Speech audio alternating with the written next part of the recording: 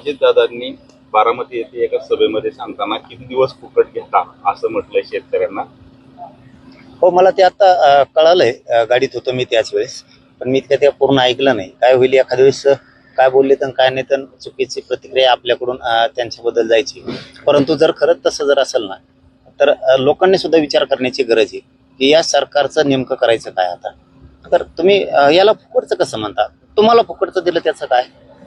तुमचं सरकार या जनतेनं, या शेतकऱ्यांनी फुकट दिलंय फायदा व्हावं म्हणून. आणि तुम्ही जर इतकं हिणून आणि अपमानास्पद शेतकऱ्यांना बोलणार असाल तर या सरकारबद्दल, मग ते तिघही असो, त्यांच्याबद्दलची भूमिका स्पष्टपणानं शेतकऱ्यांनी घेतली पाहिजे. आता मात्र आपल्याला जरी फुकट म्हणतात, किती दिवस खाता म्हणतायत, तुमची कर्जमाफी का करायची, तुम्हाला हप्ते फेडायला काय झालं, अशा जर अर्वाच्य शब्द म्हणून त्याला जर असे उच्चार करणार असले ना, आता शेतकऱ्यांनी त्यांचे पुरे लोक पाडले पाहिजे.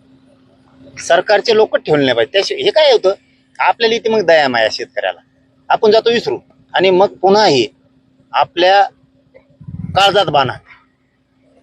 मग हे किती दिवस चालून देणार आहे बाबा?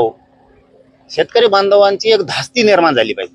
शेतकऱ्याला जो सरकारमधला माणूस सरकार बोलन ते सरकारचे लोक पाडून टाकायचे, म्हणजे शेतकऱ्यांचं एक वलय तयार होईल, एक प्रतिष्ठा तयार होईल. हे बघा मायबाप शेतकऱ्यांना, आपली प्रतिष्ठा तयार करणं ही आपली जबाबदारी.